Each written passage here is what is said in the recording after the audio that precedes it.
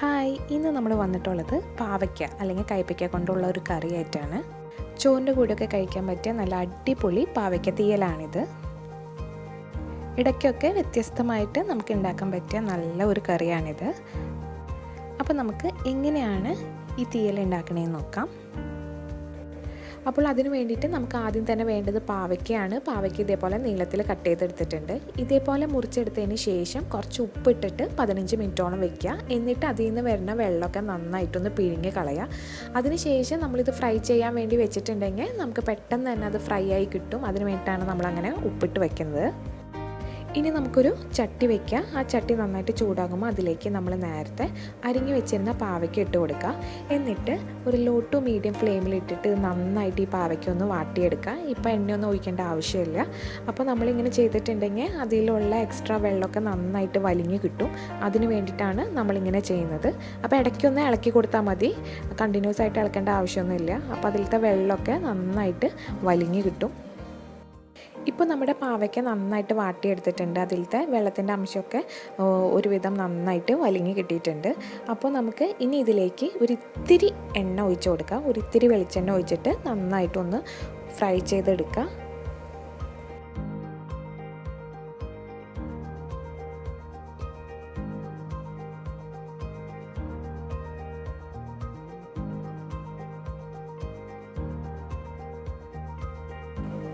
ഇപ്പോൾ നമ്മൾ പാവയ്ക്ക നന്നായിട്ട് ഫ്രൈ ചെയ്ത് എടുത്തിട്ടുണ്ട്. അതായത് നന്നായിട്ടൊന്ന് ജസ്റ്റ് മുരിങ്ങി കിട്ടിയിട്ടുണ്ട്. ഇനി നമുക്ക് ഫ്ലെയിം ഓഫ് ചെയ്തിട്ട് ഇത് മാറ്റി വയ്ക്കാം. ഇവിടെ നമ്മൾ ഓൾറെഡി തേങ്ങ നന്നായിട്ട് വറുത്തെടുത്തിട്ടുണ്ട്. ഇത് എങ്ങനെ തേങ്ങ വറുത്തെടുക്കണമെന്ന് അറിയാൻ വേണ്ടിയിട്ട് ഇതിന് മുമ്പ് ഞാൻ ഇട്ടിട്ടുള്ള വെണ്ടയ്ക്ക തീയൽ റെസിപ്പി നോക്കിയാൽ മതി. ലിങ്ക് ഞാൻ ഡിസ്ക്രിപ്ഷൻ ബോക്സിൽ കൊടുക്കാം. ഒരു 6 ടേബിൾ സ്പൂണോളം ചെറിയ തേങ്ങ എടുത്തിട്ട് ലോ ടു മീഡിയം ഫ്ലെയിമിലിട്ടിട്ട് നല്ലൊരു ഗോൾഡൻ ബ്രൗൺ കളർ ആവുന്ന വരെ ഒന്ന് വറുത്തെടുക്കുക. അതിനുശേഷം അതിലേക്ക് ഒരു 1/4 ടീസ്പൂൺ മഞ്ഞൾപ്പൊടിയും 2 ടീസ്പൂൺ മല്ലിപ്പൊടി 1/2 ടീസ്പൂൺ മുളക് പൊടിയും കൂടി ഇട്ടിട്ട് നന്നായിട്ട് ഒരു 2 മിനിറ്റും കൂടെ ഒരു റോസ്റ്റ് ചെയ്തെടുക്കുക. അങ്ങനെ റോസ്റ്റ് ചെയ്തെടുത്തിട്ടുള്ള തേങ്ങയാണിത്. ഇനി നമുക്ക് ഇത് മിക്സിയുടെ ചെറിയ ജാറിലിട്ടിട്ട് ഒരു ഇത്തിരി വെള്ളം ഒഴിച്ചിട്ട് നല്ല പേസ്റ്റ് പോലെ അരച്ചെടുക്കണം. ഇനി നമുക്കൊരു പാത്രം വയ്ക്കുക. നന്നായിട്ട് ചൂടാകുമ്പോൾ അതിലേക്ക് 2 ടേബിൾ സ്പൂണോളം വെളിച്ചെണ്ണ ഒഴിച്ച് കൊടുക്കുക. എണ്ണ നന്നായിട്ട് ചൂടായി വരുമ്പോഴത്തേക്കും അതിലേക്ക് ഒരു വലിയ സവോള അരിഞ്ഞത് നമുക്ക് ചേർത്ത് കൊടുക്കുക. ഇപ്പോൾ സവോളയുടെ പകരമായിട്ട് നമുക്ക് വേണമെങ്കിൽ ചെറിയുള്ളി വേണമെങ്കിലും ചേർത്ത് കൊടുക്കാം. അത് നമ്മുടെ ഇഷ്ടാനുസരണം ചേർത്ത് കൊടുത്താൽ മതി. അതേപോലെ തന്നെ നമുക്കിതിലേക്ക് ഒരിത്തിരി ഇഞ്ചി അരിഞ്ഞതും കൂടെ ചേർത്ത് കൊടുക്കണം. ഒരു പച്ചമുളക് അരിഞ്ഞതും ചേർത്ത് കൊടുക്കുന്നുണ്ട്. കുറച്ച് കറിവേപ്പിലയും കൂടെ നമുക്കിതിലേക്ക് ഇട്ട് കൊടുക്കാം.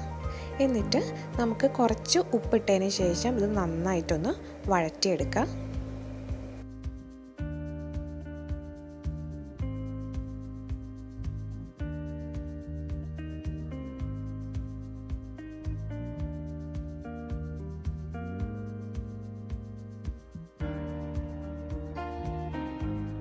ഇപ്പോൾ നമ്മുടെ സവാളയൊക്കെ നന്നായിട്ട് വഴന്ന് കിട്ടിയിട്ടുണ്ട്. ഇനി നമുക്ക് ഇതിലേക്ക് നമ്മൾ നേരത്തെ വറുത്ത് അരച്ച് വെച്ചിരുന്ന തേങ്ങയുടെ കൂട്ട് നമുക്കിതിലേക്ക് ചേർത്ത് കൊടുക്കാം.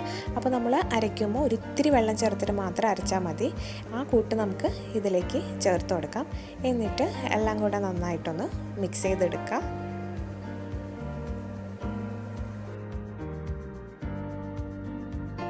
ആ മിക്സിയുടെ ജാറിലേക്ക് ഒരു ഇത്തിരി വെള്ളം കൂടെ ഒഴിച്ചിട്ട് ബാക്കിയുള്ള അരപ്പും കൂടെ ഇതിലേക്ക് ചേർത്തിട്ട് നന്നായിട്ടൊന്ന് ഇളക്കിയെടുക്കാം.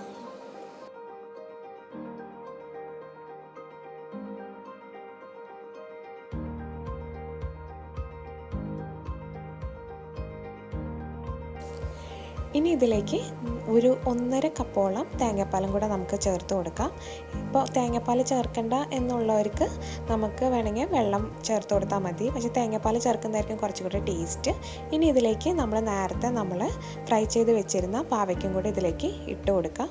എന്നിട്ട് എല്ലാം കൂടെ നന്നായിട്ടൊന്ന് മിക്സ് ചെയ്തെടുക്കുക. അപ്പോൾ നമ്മൾ ഇതിലേക്ക് ഇനി ഉപ്പൊന്നും ഇതുവരെ ചേർത്തിട്ടില്ല. അപ്പോൾ അതിന് വേണ്ടിയിട്ട് നമ്മൾ ഒരു ഇത്തിരി ഉപ്പും കൂടെ നമുക്കിപ്പോൾ ചേർത്ത് കൊടുക്കാം. കൂടുതൽ ഇപ്പോൾ ചേർക്കേണ്ട ആവശ്യമില്ല, ഒരു ഇത്തിരി മാത്രം ചേർത്ത് കൊടുക്കുക. ബാക്കി നമുക്ക് ലാസ്റ്റ് ആകുമ്പോൾ ചേർത്ത് കൊടുത്താൽ മതി. എന്നിട്ട് എല്ലാം കൂടെ നന്നായിട്ടൊന്ന് മിക്സ് ചെയ്തെടുക്കുക. ഇപ്പോൾ നമ്മുടെ കറി നന്നായിട്ട് തിളച്ച് തുടങ്ങിയിട്ടുണ്ട്. ഈ സമയത്ത് നമുക്കിതിലേക്ക് പുളിവെള്ളം ചേർക്കാനുണ്ട്. അപ്പോൾ അതിന് വേണ്ടിയിട്ട് ആദ്യം തന്നെ നമുക്ക് ചെറുനാരങ്ങ വലിപ്പത്തിലുള്ള വാളംപുളി എടുത്ത് കുറച്ച് വെള്ളത്തിൽ കുതിർക്കാൻ വേണ്ടി വെക്കുക. ഒരു 15 മിനിറ്റോളം കുതിർക്കാൻ വെക്കുക. എന്നിട്ട് ആ പുളി പിഴിഞ്ഞ വെള്ളമാണിത്. ഇനി നമുക്ക് ഈ പുളിവെള്ളം ഇതിലേക്ക് ചേർത്ത് കൊടുക്കാം. അപ്പോൾ നമ്മുടെ പുളിയുടെ അളവ് നമുക്ക് ആവശ്യം വേണ്ട പുളി അനുസരിച്ച് ചേർത്ത് കൊടുത്താൽ മതി. എന്നിട്ട് ഈ കറി നന്നായിട്ടൊന്ന് തിളപ്പിക്കുക.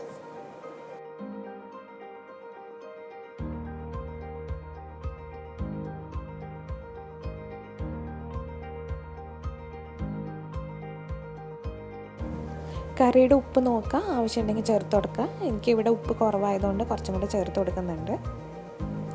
ഇപ്പോൾ നമ്മുടെ കറി നന്നായിട്ട് കുറുകി വന്നിട്ടുണ്ട്. ഇനി ഇതിലേക്ക് ഒരു ചെറിയ പീസ് ശർക്കര ചേർത്ത് കൊടുക്കുക. അതേപോലെ കുറച്ച് കറിവേപ്പിലയും കൂടെ ചേർത്ത് കൊടുക്കുക. എന്നിട്ട് എല്ലാം കൂടെ നന്നായിട്ട് മിക്സ് ചെയ്തെടുക്കുക. അപ്പോൾ ശർക്കര ചേർത്തിട്ടുണ്ടെങ്കിൽ നമ്മുടെ ഇതിൻ്റെ എല്ലാ ടേസ്റ്റ് ബാലൻസായി കിട്ടും. നല്ലൊരു ഫ്ലേവർ കിട്ടും നമ്മുടെ ഈ കറിക്ക്. അതിന് വേണ്ടിയിട്ടാണ് നമ്മളൊരു ചെറിയ പീസ് ശർക്കര ചേർത്ത് കൊടുക്കുന്നത്. ഇപ്പോൾ നമ്മുടെ കറിയുടെ എണ്ണയൊക്കെ നന്നായിട്ട് തെളിഞ്ഞ് വന്നിട്ടുണ്ട്. കാണുമ്പോൾ തന്നെ നമുക്ക് മനസ്സിലാവും. ഇനി നമുക്ക് ഈ ഫ്ലെയിം ഓഫ് ചെയ്ത് കൊടുക്കാം. ഇനി നമുക്ക് ഒരു ചട്ടി വയ്ക്കുക. നന്നായിട്ട് ചൂടാകുമ്പോൾ അതിലേക്ക് 2 ടേബിൾ സ്പൂണോളം വെളിച്ചെണ്ണ ഒഴിച്ച് കൊടുക്കുക. എണ്ണ നന്നായിട്ട് ചൂടായി വരുമ്പോഴത്തേക്കും നമുക്ക് ഇതിലേക്ക് ഒരു 1/2 ടീസ്പൂണോളം കടുക് ഇട്ട് കൊടുക്കുക. ഇപ്പോൾ കടുക് നന്നായിട്ട് പൊട്ടി തുടങ്ങിയിട്ടുണ്ട്. ഇനി ഇതിലേക്ക് ഒരു 6 മണിയോളം നമുക്ക് ഉലുവ ഇട്ട് കൊടുക്കണം. ഇനി നമുക്കിതിലേക്ക് 2 വറ്റൽമുളക് നമുക്ക് പൊട്ടിച്ചിട്ട് ഇട്ട് കൊടുക്കുക. അതേപോലെ തന്നെ നമുക്കിതിലേക്ക് കുറച്ച് കറിവേപ്പിലയും കൂടി ഇട്ട് കൊടുക്കുക. എന്നിട്ട് എല്ലാം കൂടെ നന്നായിട്ടൊന്ന് മൂപ്പിച്ചെടുക്കുക.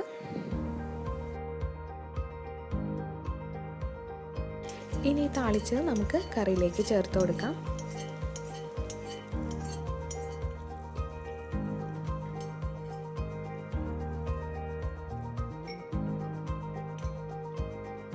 എന്നിട്ട് കുറച്ച് നേരത്തേക്ക് നമുക്കൊന്ന് അടച്ചു വയ്ക്കാം. അങ്ങനെ നമ്മുടെ അടിപൊളി പാവയ്ക്ക തീയൽ റെഡി ആയിട്ടുണ്ട്. ചോറിൻ്റെ കൂടെയൊക്കെ കഴിക്കാൻ പറ്റിയ നല്ലൊരു അടിപൊളി കറിയാണിത്. ഈ റെസിപ്പി എല്ലാവരും ട്രൈ ചെയ്ത് നോക്കുക. ഇഷ്ടപ്പെട്ടിട്ടുണ്ടെങ്കിൽ വീഡിയോ ലൈക്ക് ചെയ്യാനും ഷെയർ ചെയ്യാനും കമൻറ്റ് ചെയ്യാനും സബ്സ്ക്രൈബ് ചെയ്യാനും മറക്കരുത്. Thank you.